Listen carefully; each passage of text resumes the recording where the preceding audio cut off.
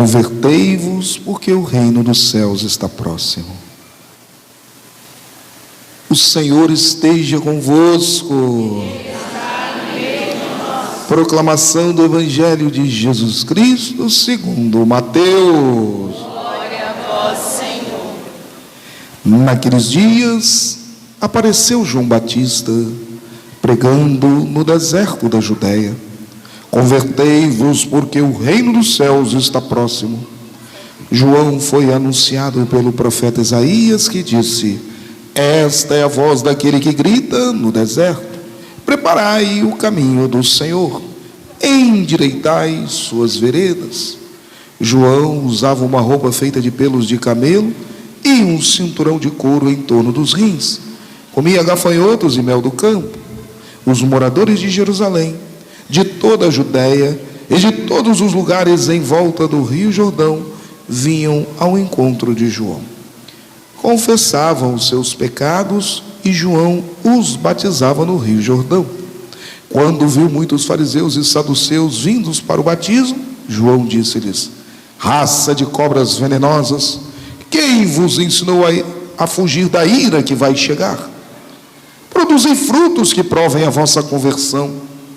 Não penseis que basta dizer: Abraão é nosso pai, porque eu vos digo, até mesmo destas pedras Deus pode fazer nascer filhos de Abraão. O machado já está na raiz das árvores, e toda árvore que não der bom fruto será cortada e jogada no fogo. Eu vos batizo com água para a conversão, mas aquele que vem depois de mim é mais forte do que eu nem sou digno de carregar suas sandálias. Ele vos batizará com o Espírito Santo e com fogo. Ele está com a pá na mão, ele vai limpar sua eira e recolher seu trigo no celeiro, mas a palha ele a queimará no fogo que não se apaga. Palavra da salvação.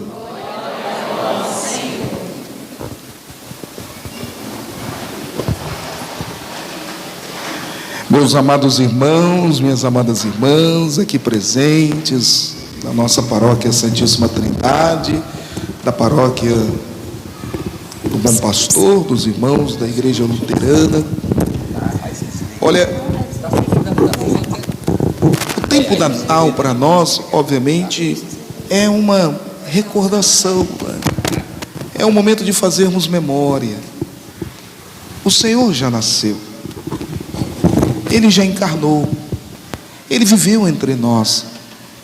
Mas nós, cristãos, sejam nós católicos, sejam os nossos irmãos luteranos, nós, povo de Deus, temos a missão de celebrar este momento e não apenas vivenciá-lo espiritualmente, mas anunciarmos ao mundo. O mundo não pode esquecer dessa dádiva que veio dos céus, que se encarnou, como diz os profetas no Antigo Testamento, na Sagrada Escritura, armou a sua tenda entre nós.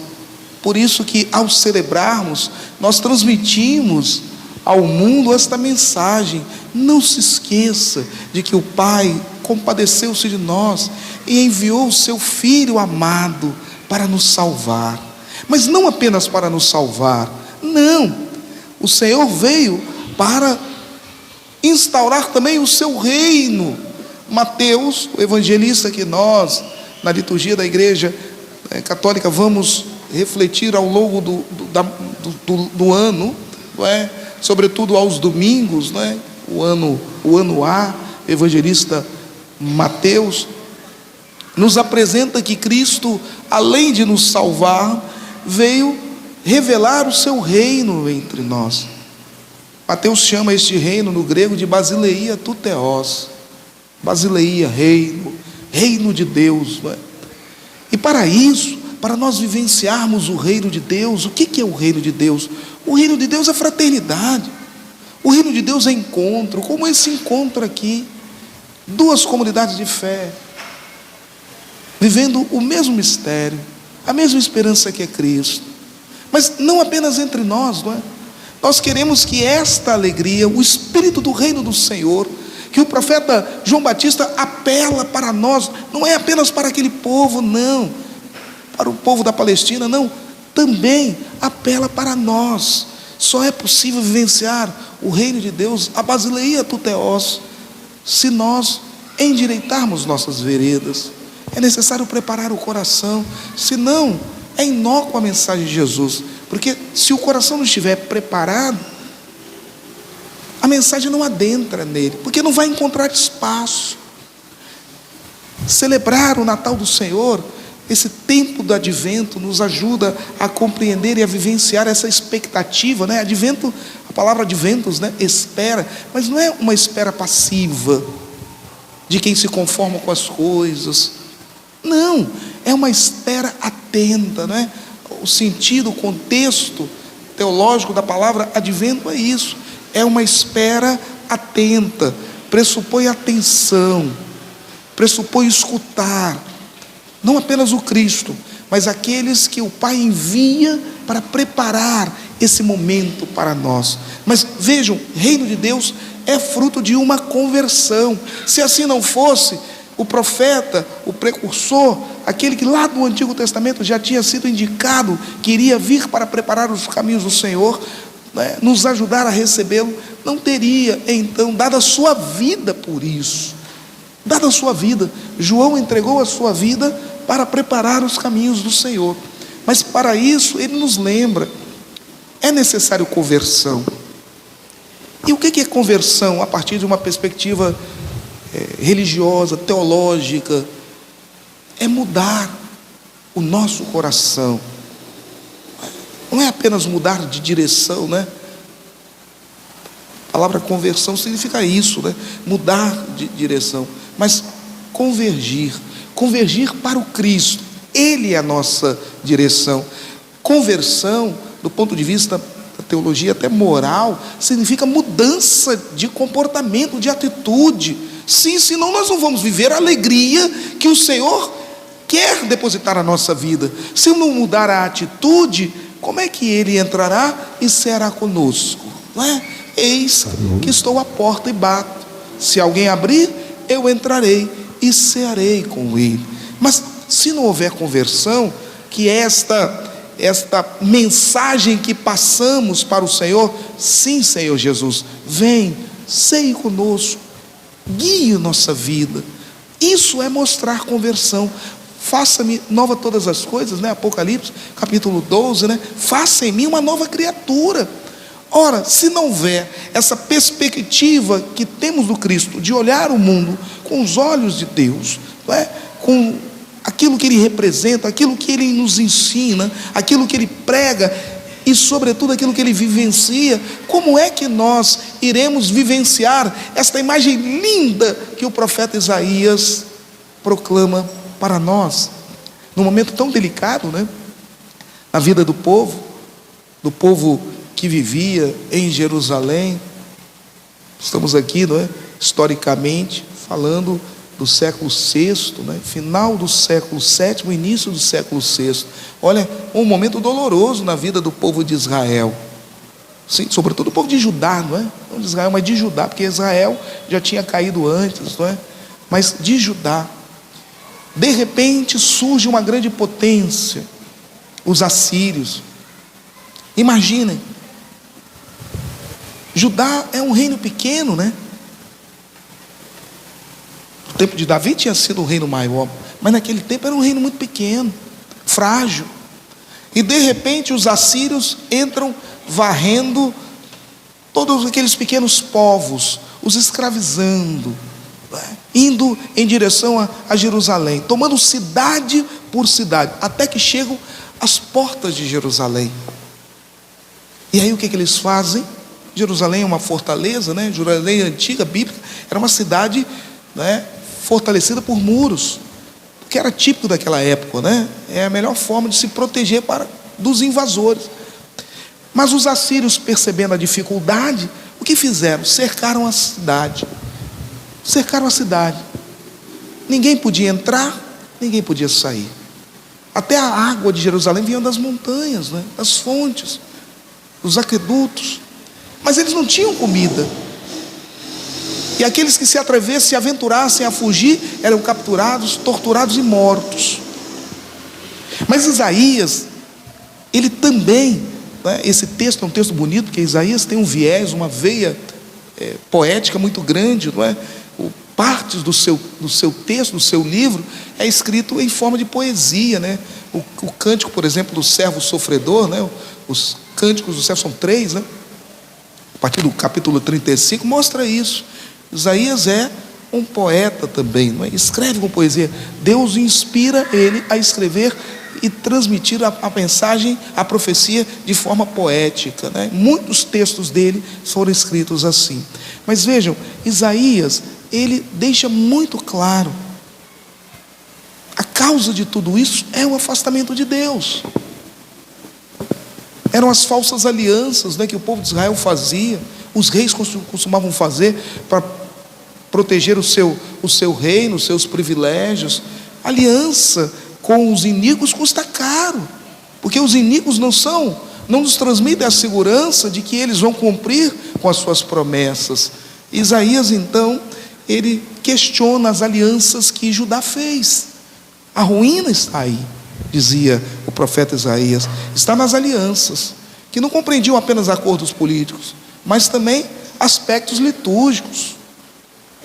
Quantas e quantas vezes, quantos e quantos altares para falsos deuses foram construídos em Judá?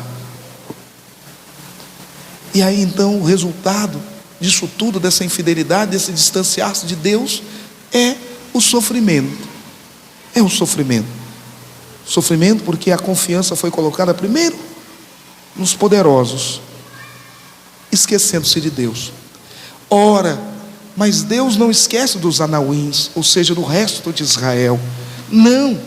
E aí então, em meio àquele sofrimento, aquela baixa estima, né? Aquela frustração e aquela certeza cada vez mais forte de que a vida estava se esvaindo, o fim estava próximo, Deus então anuncia o seu reino. E aí, a intervenção de Deus faz com que aquilo que é improvável se torne concreto, se realize. Onde se viu o lobo pastar com a ovelha? O lobo não pasta, o lobo caça, o lobo devora. É próprio da sua natureza, é a natureza dele, devora. Para sobreviver ele devora.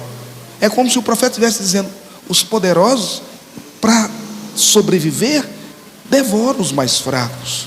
Mas Deus vai eliminar tudo isso. Sim, Ele vai fazer com que o leão possa conviver fraternalmente com o novilho.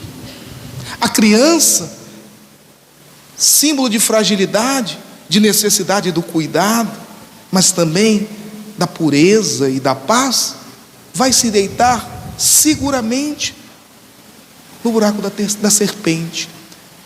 Mas tudo isso só é possível se houver conversão. Sim, o mundo, o reino já está no nosso meio. Sim, o Senhor já instaurou, mas nós muitas vezes não percebemos, porque nos falta esse espírito de conversão, preparar o coração. É o caminho do Senhor. Pois bem, a liturgia, a espiritualidade desse tempo nos convida a isso, irmãos. Preparar o coração.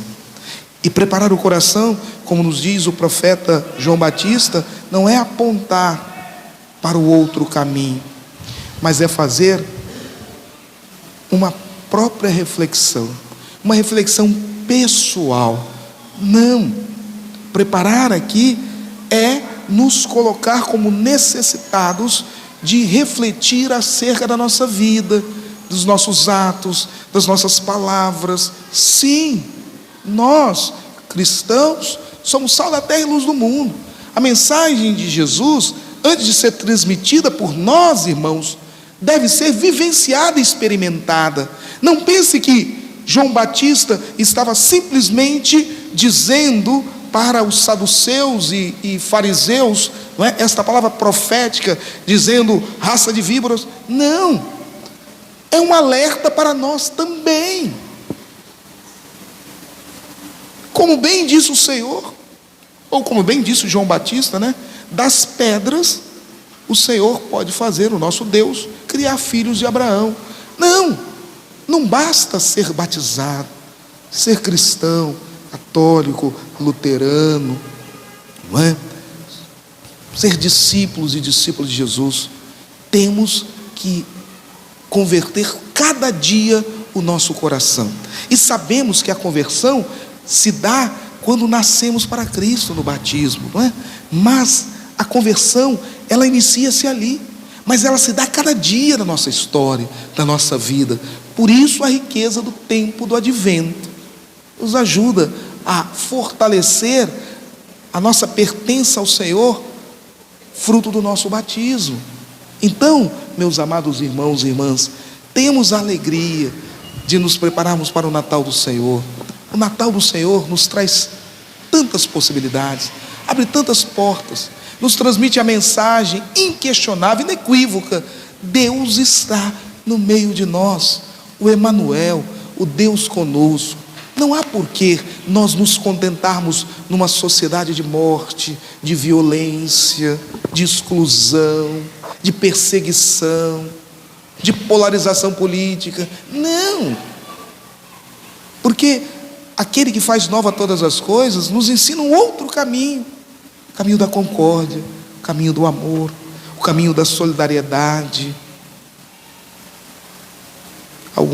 Já ouvi algumas reportagens, alguns estudiosos, ou até mesmo estudiosos das emoções, né, dizerem assim: o Natal é um período onde as pessoas estão mais sensíveis. Por isso que nós vemos isso, é muito bonito, né? Muitas campanhas feitas pelas nossas igrejas, feitas pelas empresas, pelos sindicatos, não é? Pela iniciativa privada, pelas ONGs, em prol do Natal, né? Socorrendo crianças, né? Angariando brinquedos, não é? Cestas básicas, roupas. Isso é muito louvável, é muito bonito. Mas vejam, a nossa sensibilidade em Cristo Jesus não se resume somente a este tempo. As necessidades dessas pessoas que muitas vezes nós amparamos, propiciamos que tenham uma ceia de Natal, não é? Um conforto maior nesta época do ano, continua ao longo da vida. Então a nossa sensibilidade, ela não pode ser notada e percebida no mundo somente no período do Natal. Não, de forma alguma, porque todos os dias nós em Cristo somos sensíveis aos irmãos, uns aos outros, não é? Natal é um momento de renovarmos a nossa esperança a cada momento da nossa existência. Por isso nos alegramos, porque sabemos que neste mundo não caminhamos sozinhos. Há um Emanuel, há um Deus conosco, cujo coração nós preparamos com alegria para que Ele possa habitar e transformar a nossa existência. Cristo, o Senhor, o menino Deus, não é privilégio nosso. Não, irmãos e irmãs, é um presente do Pai para toda a humanidade. Portanto, não apenas nos preparemos, mas sejamos luz do Senhor, como essa luz que hoje nós acendemos, né? A luz da coroa do advento, que nos mostra que a cada domingo brilha mais forte a estrela de Belém, aquele sinal que nos conduzirá a Cristo, a Deus. Que Ele, ao nascer no nosso coração, nessa manjedoura que o acolhe, possa transformar todas as coisas conforme o amor e a vontade do Pai. Louvado seja o nosso Senhor Jesus Cristo.